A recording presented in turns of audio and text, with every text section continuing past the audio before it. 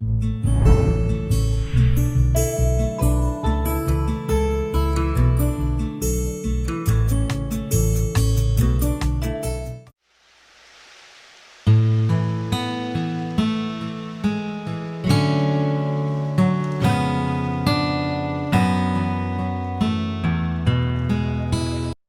Guys, स्वागत है आप सभी का हमारे और आपके प्यारे से ब्यूटीफुल से channel biology with future doctor channel में।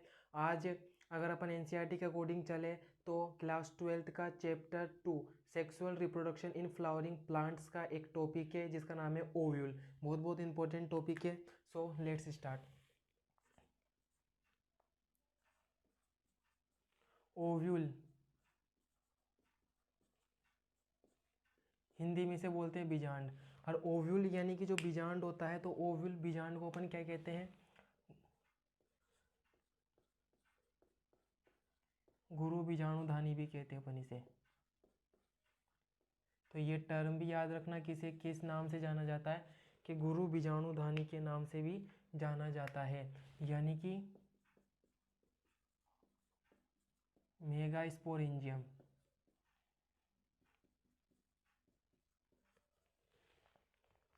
अब देखो गाइस, ओव्यूल क्या होता है। तो ओव्यूल, पहली बात तो इसका लोकेशन कहाँ है, यानी कि ये स्थित कहाँ पर होता है। तो ओव्यूल स्थित कहाँ होता है, तो ये अंडाशय में स्थित होता है। तो बीजांड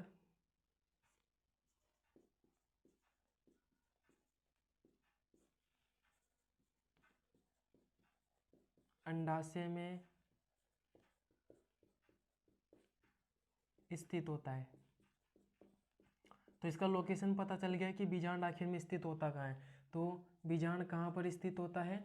अंडाशय में स्थित होता है। तो अब क्या एक अंडाशय के अंदर एक ही बीजांड होता है या बहुत सारे हो सकते हैं? तो कुछ भी हो सकता है। एक अंडाशय में एक बीजांड हो भी सकता है और एक से अधिक भी हो सकते हैं। तो एक या एक से अधिक बीजांड, एक या एक से अधिक बीजांड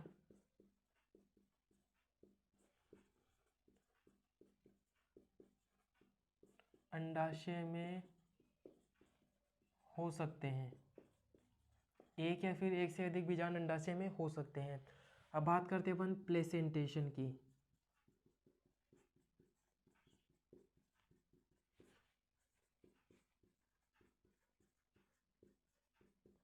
यानी कि बीजांडन्यास क्या होता है।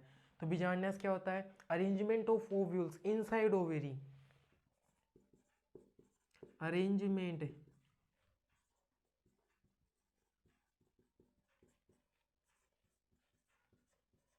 अरेंजमेंट ऑफ ओव्यूल्स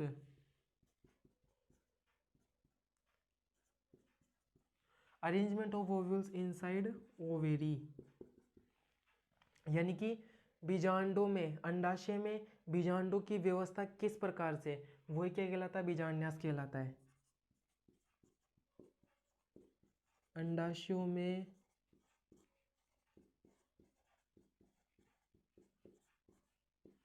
बीजांडों की व्यवस्था, कि अंडाशय में बीजांड किस प्रकार से अरेंजमेंट है, तो वही क्या कहलाता है? प्लेसेंटेशन कहलाता है, यानी कि बीजांडन्यास कहलाता है। अब क्या होता है कि जो बीजा अंडाशय में जो बीजांड होता है, तो अंडाशय में बीजांड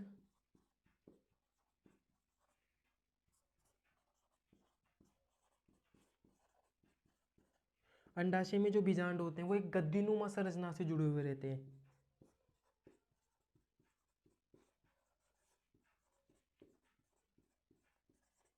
गद्दीनुमा संरचना से जुड़े होते हैं, और जिसे पता अपन क्या कहते हैं? जिसे अपरा, आई मीन प्लेसेंटा, सेंटा कहते हैं। तो यहाँ तक समझ में आया गाइज कि जो बीजांड होता है, यानी कि जो ओव्यूल होता है, वो लोकेशन पहली बात तो अंडाशय में स्थित होता है, और एक अंडाशय के अंदर एक या फिर एक से अधिक बीजांड हो सकते हैं, ओव्यूल हो सकते हैं। प्लेसेंटेशन क्या होता है? अरेंजमेंट ऑफ ओव्यूल्स है। Arrangement of ovules inside ovary is called as placentation. और अंडाशय के अंदर बीजांड होते हैं एक गद्दीनुमा संरचना से, यानी कि कशियन लाइक स्ट्रक्चर से जुड़े होते हैं, जिसे अपन क्या कहते हैं, प्लेसेंटा कहते हैं, अपरा कहते हैं। Are you getting? तो इतना आगे समझ में। अब अपन आगे बढ़ते हैं थोड़ा सा अब अगर अपन क्या करें, आगे बढ़े तो आगे बढ़ के अब देखते हैं थोड़ा सा।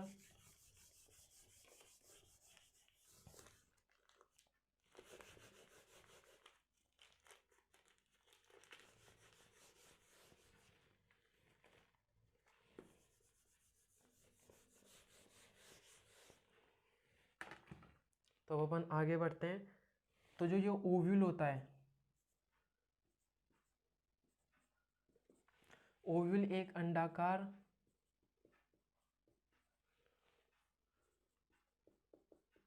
और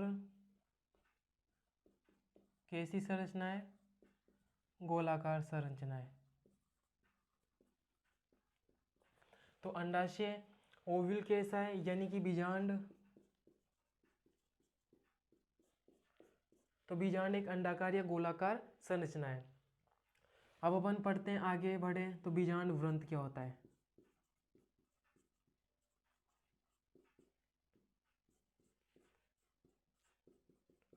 फ्यूनिकल क्या होता है। साफ सी बात है, बीजांड वृंत नाम से इस पर समझ रहा है, it is the stalk of the ovule. ये क्या है, बीजांड का वृंत है। तो बीजांड वृंत क्या है, यह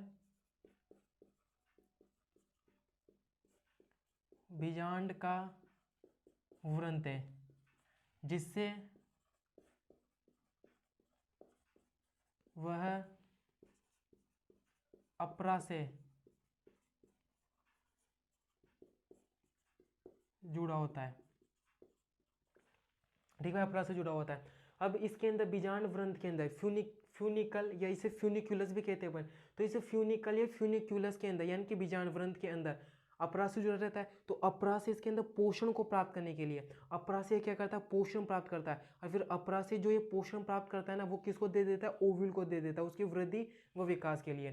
तो इसके अंदर अपरा से पोषण को प्राप्त करने के लिए क्या पाए जाते हैं, संवहन ऊतक पाए जाते हैं, वेस्कुलर टिश्यूज प्रेजेंट होते हैं। तो बीजांड वृंत में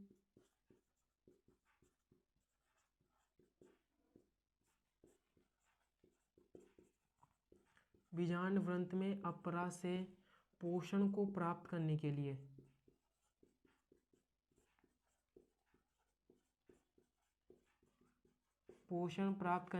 संवहन ऊतक पाए जाते हैं।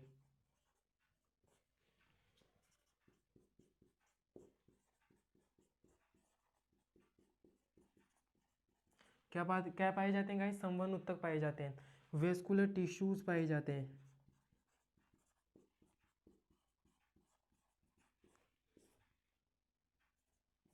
क्या पाए जाते हैं, वेस्कुलर टिश्यूज पाए जाते हैं। तो यहाँ पर बीजांड वृंत फ्यूनिकुलस आ गया समझ में। अगर अपन थोड़ा सा आगे और बढ़े तो आगे देखो, अपन आ जाते हैं किसके ऊपर, रेफे पर। रेफे क्या होता है, संधि रेखा, या नॉर्मली इसे अपन क्या कह सकते हैं, उभार कह सकते हैं। तो जो ये कि रेफे क्या है, संधि रेखा क्या है, एक आउटग्रोथ है। ये क्या है, बीजांड की एक अतिवृद्धि है। बीजांड की क्या अतिवृद्धि है, तो ये हाइलम से ऊपर की ओर,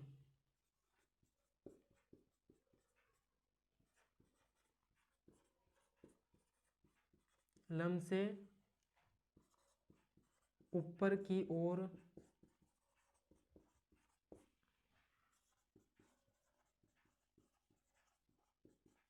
क्या है गाइस, बीजांड वृंत की अतिवृद्धि है। और ये क्या है, एक अनुलंब उभार है।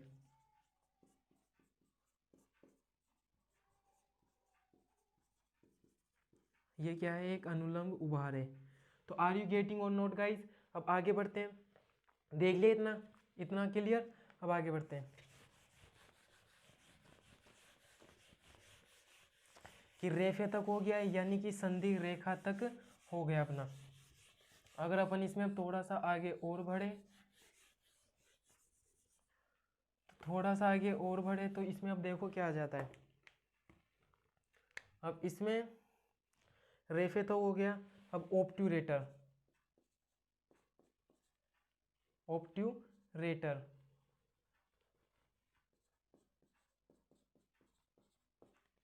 ऑब्ट्यूरेटर क्या होता है? सेतुक। तो इसका निर्माण कौन करता है? इसका निर्माण या तो किससे होता है? बीजांड व्रंत से,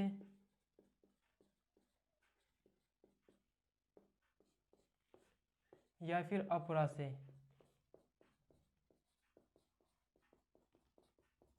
प्लेसेंटा करता है इसका निर्माण। अगर अपन इसके फंक्शन की बात करें, यानी कि कार्य की बात करें, तो इसका कार्य क्या होता है? तो पराग नलिका को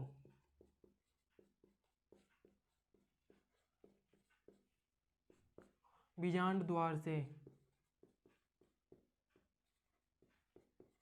बीजांड द्वार यानी कि माइक्रोपाइल से, तो पराग नलिका को बीजांड द्वार से बीजांड में प्रवेश करने के लिए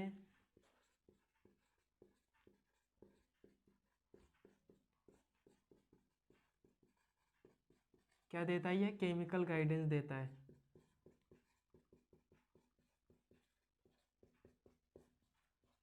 तो गाइस समझ में आया कि इसका फंक्शन क्या होता है ऑब्ट्यूरेटर का? किसका? ऑब्ट्यूरेटर का। तो पराग नलिकाओं को बीजांड द्वार से बीजांड में प्रवेश करवाने के लिए केमिकल गाइडेंस देता है। जैसे जैसे इसको ऐसे समझो,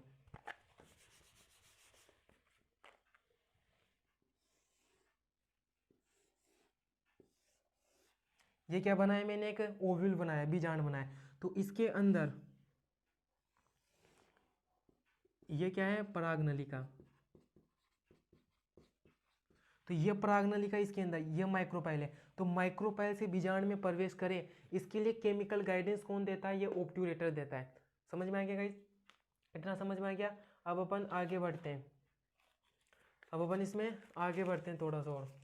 तो देखो, ऑब्ट्यूरेटर समझ में आ गया।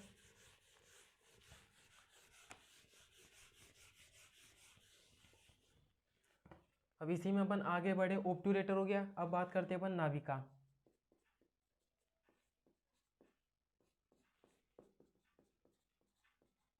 यानी कि हाइलम क्या होता है? तो हाइलम क्या होता है? तो बीजांड व्रंत का जो मुख्य शरीर होता है,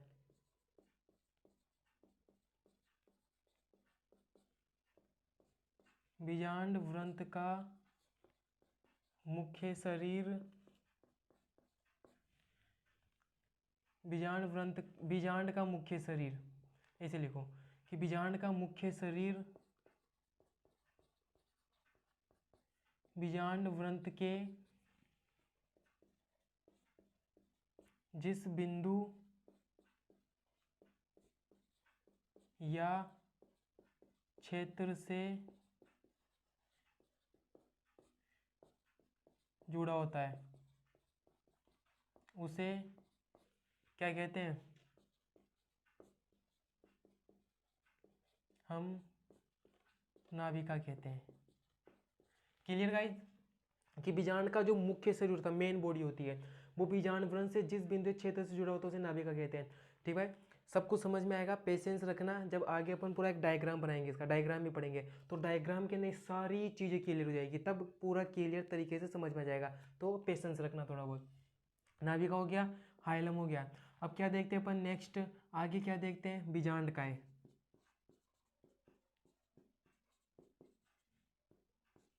अपन किसकी बात करें? बीजांड काय की, न्यूसेलस की। तो न्यूसेलस बेसिकली है क्या? तो ये मृदुतकीय ऊतक है। कैसा ऊतक है? मृदुतकीय ऊतक है।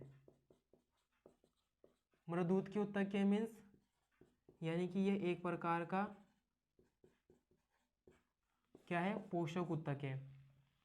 और जो बीजांडकाय होता है, तो इस बीजांडकाय को मात्रा के आधार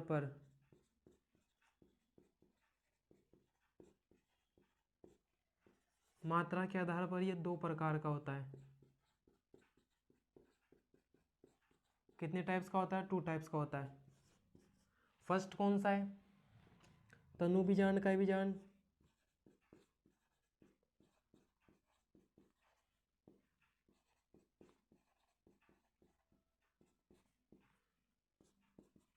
तनु बीजांड का बीजांड में क्या होता है कि जो बीजांड का उत्तक की मात्रा होती है वो कम होती है। इसमें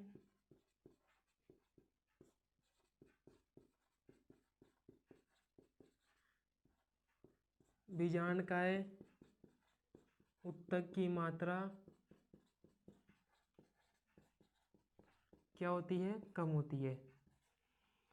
एक सेकंड कौन सा आ जाता है, स्थूल बीजांड का बीजांड।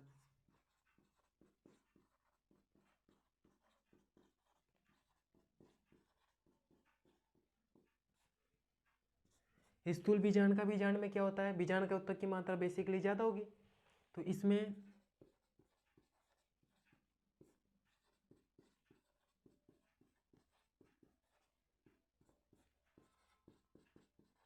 बीजांड का उत्तक की मात्रा ज्यादा होती है। तो गाइस यहाँ तक समझ में आया कि नाभिक हाइलम तो क्या होता है कि बीजांड का मुख्य शरीर बीजांड व्रण से जिस बिंदु या क्षेत्र से जुड़ा होता है उसे हम नाभिका कहते हैं। और बीजांड का न्यूसेलस क्या होता है, तो न्यूसेलस बेसिकली एक प्रकार का क्या है, मतलब दूध के उत्तक है, यानी कि पोषक उत्तक है। और बीजांड काय को मात्रा के आधार पर दो प्रकारों में बांटा गया, तनु बीजांड का बीजांड और स्थूल बीजांड का बीजांड। तनु बीजांड का बीजांड में बीजांड का उत्तक की मात्रा क्या होती है, यहाँ पर कम होती है। और जबकि स्थूल बीजांड का बीजांड में यहाँ पर जो बीजांड का उत्तक होता है उसकी मात्रा क्या होती है, ज़्यादा होती है। अब अपन नेक्स्ट आगे बढ़ते हैं।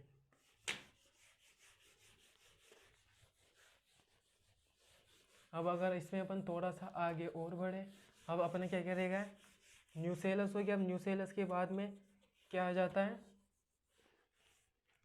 तो न्यूसेलस के बाद में आ जाता है अपन कि बीजांड का ही चूज क्या होती है, क्या गाइज,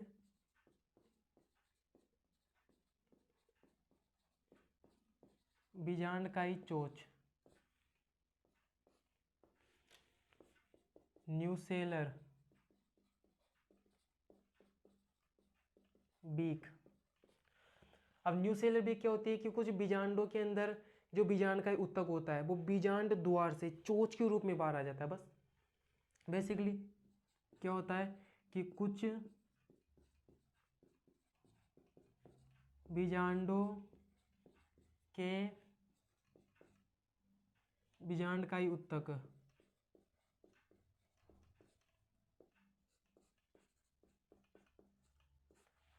बीजांड द्वार से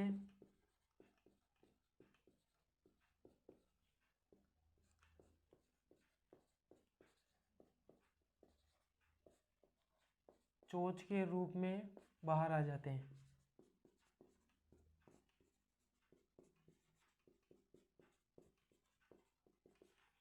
जैसे एग्जाम्पल पोलिगोनियेसी,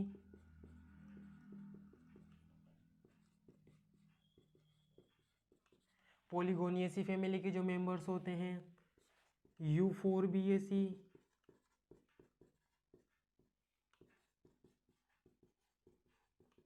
यूफोरबिएसी फैमिली के जो मेंबर्स होते हैं, कुकुरबिटेसी,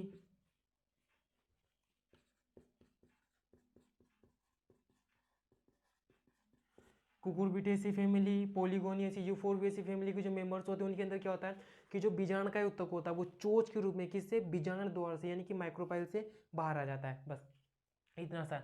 अब बीजांड का ही चोच हो गई। अब नेक्स्ट आगे बढ़ते अपन, तो नोट डाल के एक पॉइंट लिख लो कि पेरिस्पर्म क्या होता है,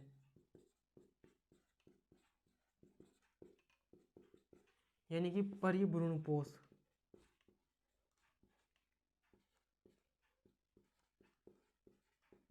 बहुत बहुत इंपॉर्टेंट है ये पेरिस्पर्म परिभ्रूणपोष, यहाँ से नीट के अंदर क्वेश्चन भी पूछा जाता है। तो परिभ्रूणपोष होता क्या है, बेसिकली परिभ्रूणपोष। तो देखो गाइस क्या होता है कि जैसे ही बीजांड बीजांड निषेचन के बाद में किसके अंदर कन्वर्ट हो जाता है, बीज में, यानी कि बीजांड से क्या बनता है, बीज बनता है। तो जैसे बीजांड बीज के अंदर बनता है तो जो ये बीजांड का उत्तक होता है वो पूरा नष्ट हो जाता है। लेकिन फिर भी कुछ उदाहरण ऐसे बीजों के जिनके अंदर जो बीजांड का उत्तक होता है वो शेष बच जाता है। ठीक भाई, तो बीज के निर्माण के साथ ही बीज के निर्माण के साथ ही बीजांडकाय ऊतक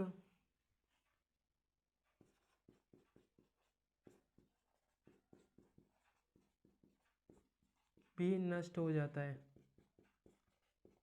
लेकिन कुछ उदाहरण बीजों के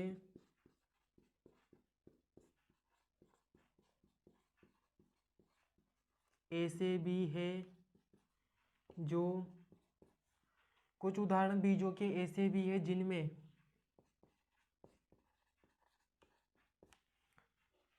बीजांडकाय ऊतक बीज में शेष रह जाता है।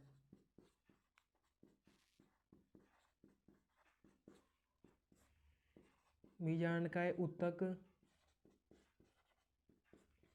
बीज में शेष रह जाता है, जिसे पेरिस्पर्म कहते हैं। तो गाइस समझ में आया। जैसे अगर एग्जाम्पल की बात करता हूँ, सबसे कॉमन एग्जाम्पल तो आ जाता है ब्लैक पेपर, काली मिर्च। ब्लैक पेपर, काली मिर्च आ जाता है, बीट, चुकंदर आ जाता है, और एग्जाम्पल ले लो मिराबिलेस आ जाता है, एसेट्रा। तो गाइस समझ में आया पेरिस्पर्म परिभ्रूणपोष क्या होता है कि बीज के निर्माण के साथ ही बीजांडकाय ऊतक नष्ट हो जाता है, लेकिन कुछ उदाहरण बीजों के ऐसे भी होते हैं जिनमें बीजांडकाय ऊतक बीज में शेष रह जाता है, जिसे अपन क्या कहते हैं, पेरिस्पर्म कहते हैं। Example black pepper, beet, Mirabilis, etcetera. आगे बढ़े, आगे बढ़े। अब आगे देखते हैं। अब गाइस देखो, जो ये बीजांडकाय ऊतक होता है, यानी कि जिसे अपन न्यूसेलस कह रहे थे, तो इस न्यूसेलस के अंदर क्या दशा हुआ रहता है, भ्रूणकोश दशा हुआ रहता है। तो अब नेक्स्ट अपन पढ़ते हैं भ्रूणकोश, एम्ब्रियोसेक। एम्ब्रियोसेक को अपन क्या कहते हैं, मादा यज्ञकोद्भिद भी कहते हैं, फीमेल गेमिटोफाइट।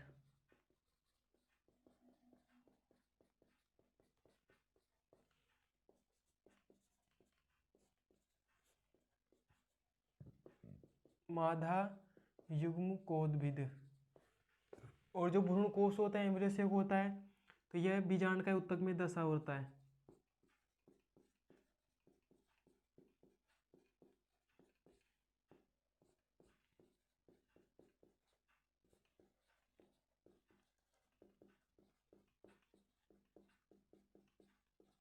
तो यह बीजांडकाय ऊतक में दशा होता है। और जो भ्रूणकोश होता है, एम्ब्रियोसेक होता है, वो 7 कोशिकीय वह 8 केंद्रीय होता है। यानी कि इसके अंदर 7 तो कोशिकाएं होती है और 8 केंद्रक होते हैं। कैसे होते हैं, अगर अपन इसकी स्ट्रक्चर की बात करें,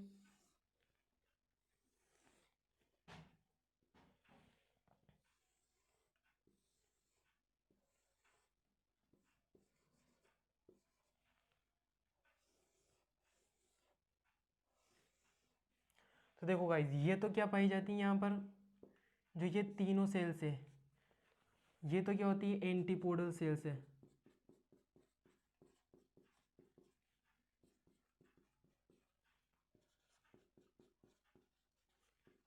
प्रतिमुखी कोशिकाएं,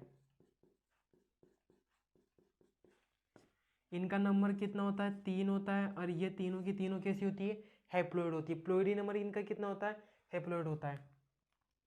और यहाँ पर जो ये वाली दोनों, ये वाली और ये वाली, इन्हें तो बोलते हैं अपन सिनर्जिड्स। इनका नंबर कितना होता है, 2 होता है। और प्लोइडी नंबर कितना होता है, n होता है। और एक ये क्या कहलाती है, एग सेल, यानी कि अंड कोशिका। इसका नंबर कितना होता है, 1 होता है। और प्लोइडी नंबर कितना होता है, n होता है। और इन दोनों सिनर्जिड्स को, और जो ये एग सेल है, इन दोनों को अपन कंबाइंड रूप से क्या कहते हैं, एग एपरेटस।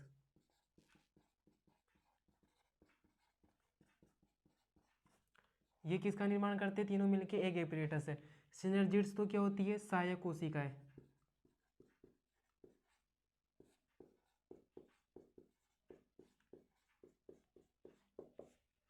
सहायक कोशिका है, और ये क्या होती है, अंड कोशिका। ये तीनों मिलके एक एपरेटस का निर्माण करती है। और बीच में यहाँ पर क्या होते हैं, पोलर न्यूक्लियाई होते हैं।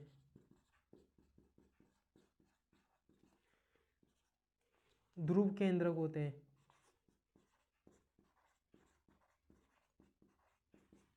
और ये कितने होते हैं, 2 होते हैं, और 2 होते हैं, फ्लोरीड नंबर NN होता है। लेकिन निषेचन के कुछ समय पहले ये दोनों न्यूक्लियस कंबाइंड हो जाते हैं, जुड़ जाते हैं, और क्या बनाते हैं, सेकेंडरी न्यूक्लियस का निर्माण करते हैं। और बीच में यहाँ पर क्या ही है, सेंट्रल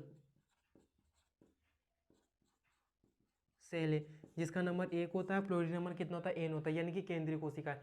अब 7 कोशिका और 8 केंद्रीय क्यों होता है ना, भ्रूण कोशिका एम्ब्रियो से। एक तो गिनो, 1 2 3 कोशिकाएं तो ये हो गई, 3 ये हो गई, 6 हो गई, और एक बीच के अंदर सेंट्रल सेल, 7 कोशिकाएं हो गई। केंद्र गिनो, 1 2 3 4 5 6, 6 केंद्र तो हो गए, और 2 बीच के अंदर, 8 केंद्र हुए नहीं हुए।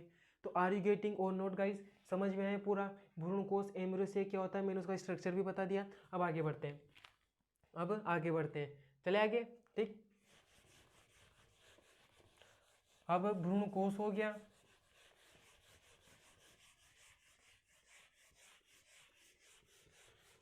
अब भ्रूण कोश के बाद में अपन क्या देखते हैं, नेक्स्ट अध्यावरण देखते हैं अपन, यानी कि इंटेग्यूमेंट्स देखते हैं अपन।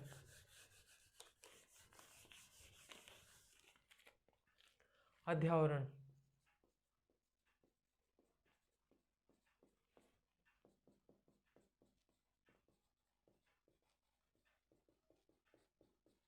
इंटेग्यूमेंट्स है। तो अध्यावरण बेसिकली, इंटेग्यूमेंट्स क्या होते हैं, सुरक्षात्मक आवरण होते हैं।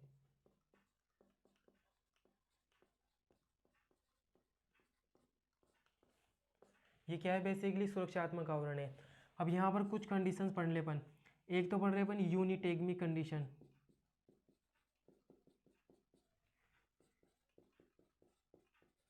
यूनिटेगमी कंडीशन, यूनिटेगमी कंडीशन के अंदर क्या होता है, एक अध्यावरण प्रेजेंट होते हैं यहाँ पर,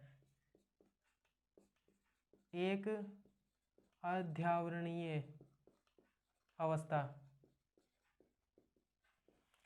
अगर मैं इसके एग्जांपल्स की बात करता हूँ तो कौन आ जाते हैं, आधुनिक डाइकोट प्लांट्स। कौन आ जाते हैं, आधुनिक डाइकोट प्लांट्स है। सेकंड पढ़ते हैं अपन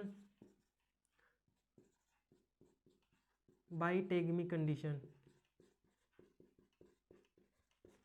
बाइटेगमी कंडीशन के अंदर क्या होते हैं कि 2 अध्यावरणीय अवस्था, दो अध्यावरण क्या होते हैं यहाँ पर प्रेजेंट होते हैं। अगर इसके एग्जांपल्स की बात करता हूँ तो आ जाता है प्रीमिटिव डाइकोट प्लस मोनोकोट्स।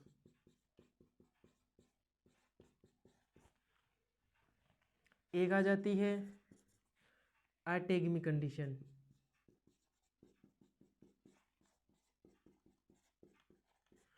ऐसी कंडीशन जिसमें अध्यावरण ही नहीं हो। यहाँ पर क्या है, अध्यावरणी एब्सेंट है। अध्यावरणी क्या है, एब्सेंट है अटेगमी कंडीशन के अंदर। इसके एग्जांपल्स की बात करता हूँ तो कौन कौन से आ जाते हैं, लोरिएंथस, ओलेक्स, लोरिएंथस ले लो, ओलेक्स ले लो, और सेंटेलम ले लो, लेरियोस्मा ले लो। तो ये सब एग्जांपल्स किसके हैं, अटेगमिक कंडीशन के हैं। तो इतना समझ में आ गया गाइस, अध्यावरण यानी कि इंटेग्यूमेंट्स है। अब इसी के अंदर अपन कुछ नोट पॉइंट्स लिखते हैं 2-4। अध्यावरणों में क्या लिखते हैं अपन, नोट पॉइंट्स लिखते हैं 2-4। तो नोट पॉइंट है, बहुत बहुत इंपॉर्टेंट है, तो देखते हैं फटाफट।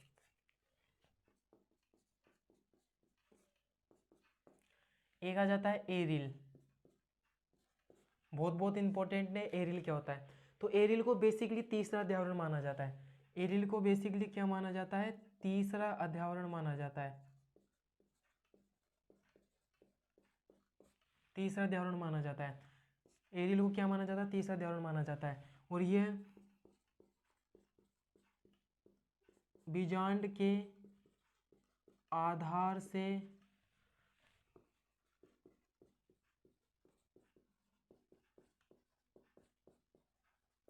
आधार भाग से शीर्ष भाग तक फैला होता है। आधार भाग से कहाँ तक, शीर्ष भाग तक फैला होता है। इसके एग्जांपल्स की बात करते हैं अपन, तो एक तो आ जाता है कौन सा, लीची। और लीची के अंदर जो ये एरियल वाला भाग होता है वो कौन सा होता है, ईडेबल होता है, यानी कि खाने योग्य होता है। और एक आ जाता है जंगल जलेबी। जंगल जलेबी कौन सी जलेबी, खाने वाली जलेबी नहीं, जंगल जलेबी। बेसिकली जंगल जलेबी जिसे अपन क्या कहते हैं, कीकर कहते हैं। देखो गाइस, यहाँ से नीट के अंदर क्वेश्चन पूछा गया था कि लीची के अंदर ईडेबल पार्ट्स कौन सा होता है, तो बेसिकली आंसर क्या था, एरियल था। तो यानी कि लीची के अंदर जो अपन जो भाग खाते हैं बेसिकली वो क्या होता है, लीची होता है, वो एरियल होता है, सॉरी एरियल होता है। तो लीची के अंदर खाने योग्य भाग कौन होता है,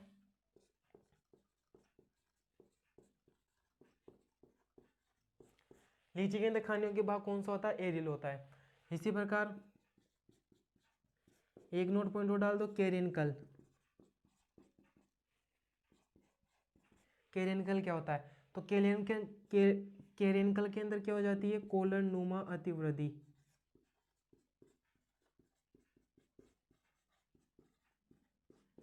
कोलन नुमा अतिवृद्धि। और इसका एग्जाम्पल आ जाता है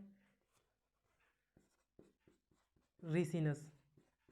सब जानते हो आप, रिसिनस यानी कि केस्टर, अरंडी। अरंडी का बीज तो देखा है ना सबने। अरंडी के बीज के अंदर ऊपर जो एक ब्लैक ब्लैक कलर की सी पट्टी आती है, बेसिकली वो क्या होता है, कैरेनकल ही होता है। बेसिकली वो क्या होता है, कैरेनकल होता है, यानी कि कोलोनुमा अतिवृद्धि। तो एग्जाम्पल कौन सा, रिसिनस, केस्टर यानी कि अरंडी। तो इतना समझ में आ गया गाइज। अब आगे बढ़ते हैं अपन। दो अब क्या क्या रह गए, अध्यावरण सो गए। अब बात आ जाती है किसकी, माइक्रोपाइल की, यानी कि बीजांड द्वार की।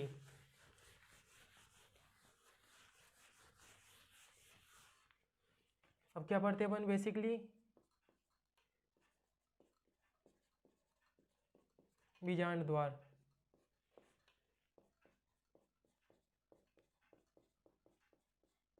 माइक्रोपाइल, तो गाइस देखो जहां पर माइक्रोपाइल होता है, बीजांड द्वार होता है, तो बीजांड द्वार वाले स्थान पर क्या होता है, अध्यावरण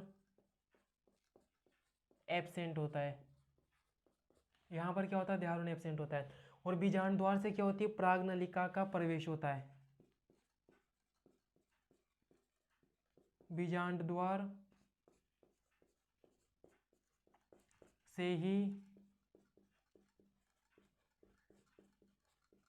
प्रागनलिका का प्रवेश होता है। समझ में आएगा इस कि बीजांड द्वार से ही क्या होता है, प्रागनलिका का प्रवेश होता है। तो बीजांड द्वार कंप्लीट। अब बीजांड द्वार के बाद में आ जाता कौन सा, चला जा। चला जा, यहाँ से चला जा, CHALAZ, चला जा वाला, यानी कि इसे बोलते हैं अपन निभाग। तो बीजांड द्वार का जस्ट अपोजिट सिरा,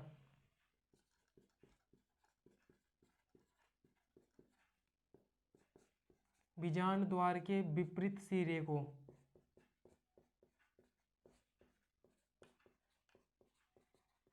को ही चला जा कहते हैं। तो गाइस ये चला जा भी कंप्लीट है। अब अपन नेक्स्ट क्या करते हैं, अपन जो अपन ने जो जितनी सारी चीज़ें पढ़ी इनको अपन डायग्राम के थ्रू देखते हैं, तो अच्छे से समझ में आ जाएगा। जितनी भी अपन ने चीज़ें पढ़ी वो सब अच्छे से क्या हो जाएगी, क्लियर हो जाएगी। तो अपन क्या देख लेते हैं, एक डायग्राम देख लेते हैं। क्या देखते हैं अपन, एक डायग्राम देख लेते हैं।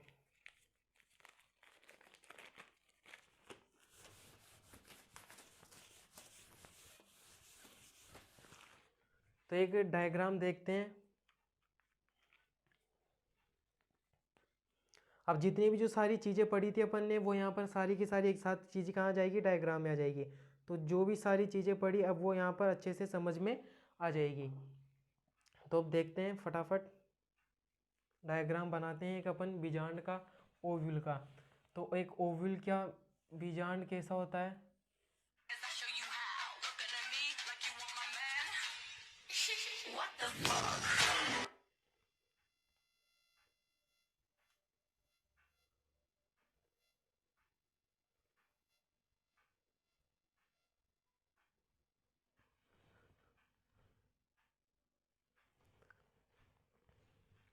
तो अपन क्या देखते हैं यहाँ पर बीजांड की संरचना देखते हैं, यानी कि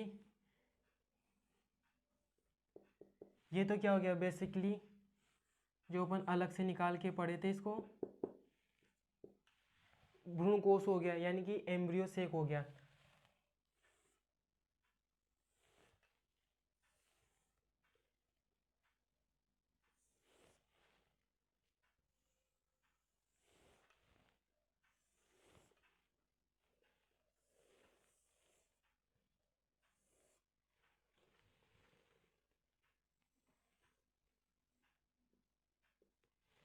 तो ये मैंने क्या बनाया, एक बीजांड की संरचना बनाई। तो बीजांड की संरचना के अंदर ये वाला सिरा तो क्या आ जाता है, माइक्रोपाइल आ जाता है, यानी कि बीजांड द्वार।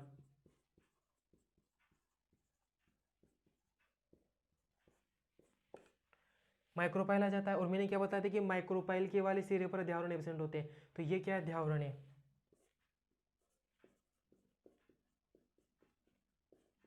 ये तो क्या है, आंतरिक अध्यावरण है।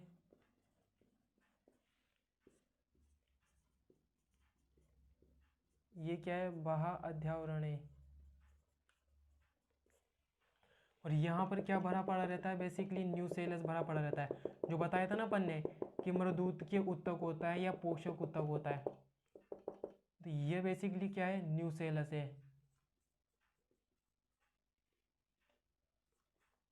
यानी कि बीजांड का उत्तक है। और ये वाला सिरा क्या कहलाता है, चला जा। बीजांड द्वारा का जस्ट अपोजिट सिरा है ना। और यहाँ पर यह वाला भाग क्या कहलाता है, रेफे, ज्योति वृद्धि थी ना।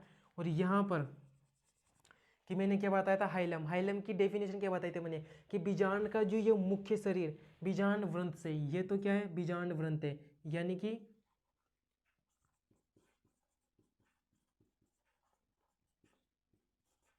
बीजांड वृंत है, यानी कि फ्यूनिकल है। और फ्यूनिकल है कि बीजांड का मुख्य शरीर बीजांड वृंत से जिस बिंदु से या जिस क्षेत्र से जुड़ा हुआ रहता है उसे अपन क्या कहते थे, हाइलम, यानी कि निभाग। क्या कहते थे अपन उसे, नाभिका कहते थे, यानी कि हाइलम कहते थे। और यहाँ पर बीजांड द्वार यहाँ पर प्लेसेंटा से जुड़ा रहता है, नीचे प्लेसेंटा रहा होगा। और इसके अंदर ये क्या पाए जाते हैं, वेस्कुलर टिश्यूज पाए जाते हैं, बताया था ना मैंने। यानी कि संवहन उत्तक पाए जाते हैं। क्यों पाए जाते हैं, इनका काम क्या होता है कि यहाँ पर प्लेसेंटा होगा तो प्लेसेंटा से पोषण को प्राप्त करने के लिए, तो पोषण को ही वेस्कुलर टिश्यूज प्राप्त करते हैं और फिर इसको प्रदान कर देते हैं। तो ये तो माइक्रोपाइल हो गया, ये बाह्य अध्यावरण हो गया, ये आंतरिक अध्यावरण हो गया, न्यूसेलस हो गया। और ये क्या हो गया बीच के अंदर, भ्रूणकोश हो गया, यानी कि एम्ब्रियो सेक हो गया।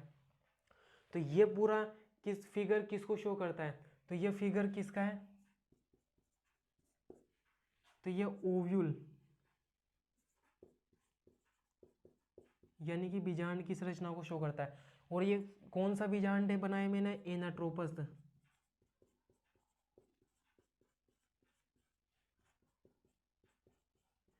ये मैंने क्या बनाया, एनाट्रोपस टाइप का बीजांड बनाया।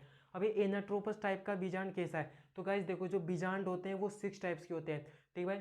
Depending upon position of micropyle in relation to chalaza and funiculus, ovules are classified in 6 categories है। अब ये 6 कैटेगरी कौन कौन से होते हैं, एक तो आ जाता है ऑर्थोट्रोपस, एक आ जाता है हेमी एनाट्रोपस, थर्ड आ जाता है एनाट्रोपस, एक आ जाता है कैम्पाइलोट्रोपस, एक आ जाता है एम्फीट्रोपस और एक आ जाता है सरसाइनोट्रोपस। तो इस प्रकार ये 6 कैटेगरी के कितने होते हैं बीजांड होते हैं। और इन 6 कैटेगरी के बीजांड के अंदर जो सबसे मोस्ट कॉमन टाइप ऑफ बीजांड होता है वो ये एनाट्रोपस टाइप का बीजांड होता है। एनाट्रोपस टाइप का बीजांड के अंदर क्या होता है कि जो बीजांड का मुख्य शरीर होता है वो बीजांड वृंत पर 180 डिग्री के एंगल पर घूम जाता है। एक्चुअली में ये उल्टा बीजांड है, सीधा नहीं है।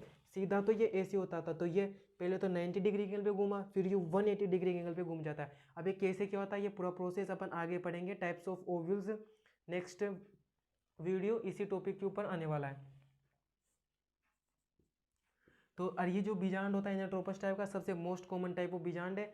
80 से लेकर के यानी कि 80 से लेकर के 82% तक प्लांट फैमिलीज के अंदर यही मिलता है। तो इतना समझ में आएगा गाइस पूरा। अब आगे देखते अपन थोड़े और इम्पोर्टेंट पॉइंट्स है तो वो देख लेते अपन। अब तो सारे डाउट्स आपको क्लियर हो गए होंगे कि रेफे क्या होता है, ये वगैरह वगैरह क्या होते हैं, कौन क्या होता है। तो स्ट्रक्चर समझने से सारी चीज़ें क्लियर हो जाती है। अब अपन आगे देखते हैं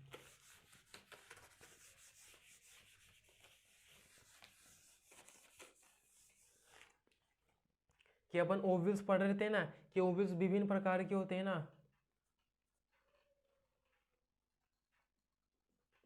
ओव्यूल्स को मैंने 6 कैटेगरीज के अंदर बांटा ना। तो 6 कैटेगरीज कौन कौन सी थी एक बार देख लो। हालांकि मैं नेक्स्ट वीडियो के अंदर बताऊंगा ही, लेकिन इसके अंदर भी देख लो। एक तो आ जाता है ऑर्थोट्रोपस,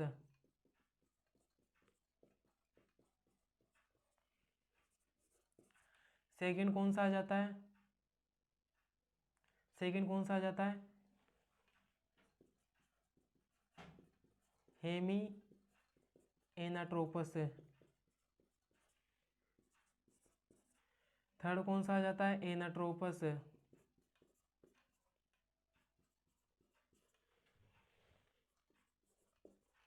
फोर्थ कैम्पाइलोट्रोपस।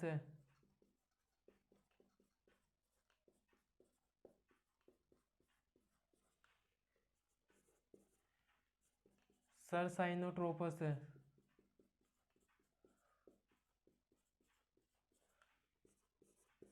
और एक आ जाता है कौन सा एम्फीट्रोपस है।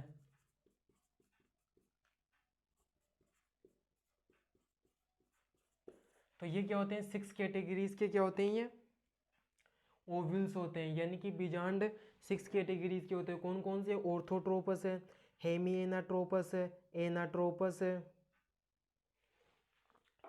कैम्पाइलोट्रोपस, सरसाइनोट्रोपस, एम्फीट्रोपस है। अब इनको नेक्स्ट वीडियो के अंदर अपन क्या करेंगे डिटेल से डील करेंगे, डिटेल से डील करेंगे। अब एक नोट पॉइंट बेसिकली बहुत बहुत इंपॉर्टेंट नोट पॉइंट है, एंडोथीलियम क्या होता है। एंडोथीलियम क्या होता है, तो बेसिकली जो अपन ने एक कंडीशन पढ़ के आए थे कि एक अध्यावरणीय अवस्था यानी कि यूनिटेगमिक कंडीशन। तो यूनिटेगमिक कंडीशन के अंदर क्या होता है कि जो वो अध्यावरण होता है वो प्रारंभिक अवस्था में नष्ट हो जाता है। ठीक है, तो एक अध्यावरणीय अवस्था में,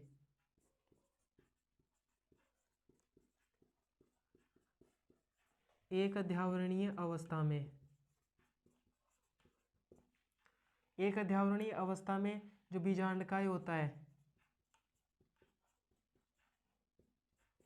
प्रारंभ में ही नष्ट हो जाता है।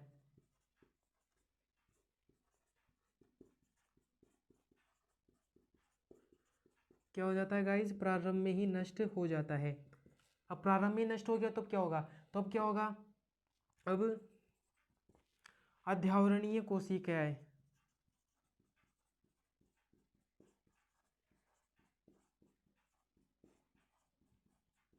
अब क्या होगा गाइस कि अध्यावरणीय कोशिकाएं यानी कि जो अध्यावरणीय कोशिकाएं होती है, तो अध्यावरणीय कोशिकाएं क्या हो जाती है, रूपांतरित होकर के बहुगुणित हो जाती है,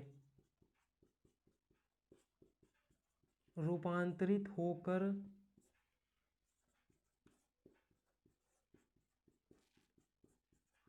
क्या हो जाती है गाइस, बहुगुणित हो जाती है, बहुगुणित हो जाती है एवं स्टार्च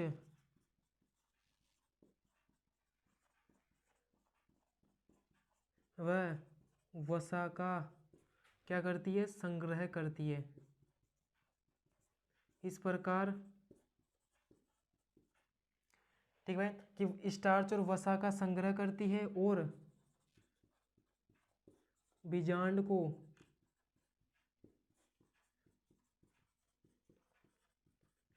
क्या करती है, पोषण प्रदान करती है। क्या करती है, बीजांड को पोषण प्रदान करती है। इस प्रकार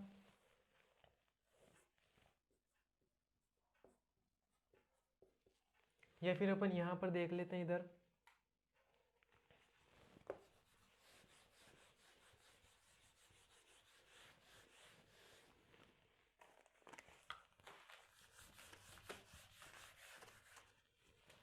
कि एक अध्यावरणीय अवस्था में बीजांडकाय क्या होता है, प्रारंभ में नष्ट हो जाता है। तो ओव्यूल को पोषण कौन प्रदान करेगा, अरे भाई बीजांडकाय उत्तक की तो एक क्या था, पोषण उत्तक था ना, तो ये प्रारंभ के अंदर खत्म हो गया, तो बीजांड को पोषण कौन प्रदान करेगा। तो एक अध्यावरणीय अवस्था में बीजांडकाय प्रारंभ में नष्ट हो जाता है, तो अब क्या होता है, जो अध्यावरणीय कोशिकाएं होती है वो रूपांतरित होकर के कैसी हो जाती है, बहुगुणित हो जाती है, और अब स्टार्च और वसा का संग्रह करती है और बीजाणु को पोषण प्रदान करती है। इस प्रकार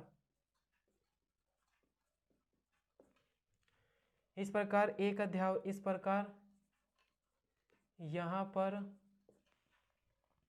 इसे क्या कहते हैं अपन, एंडोथीलियम,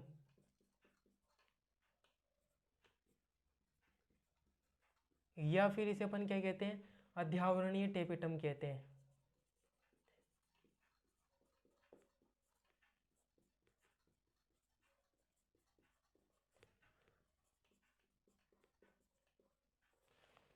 क्या कहते हैं अपन, अध्यावरण टेपेटम कहते हैं।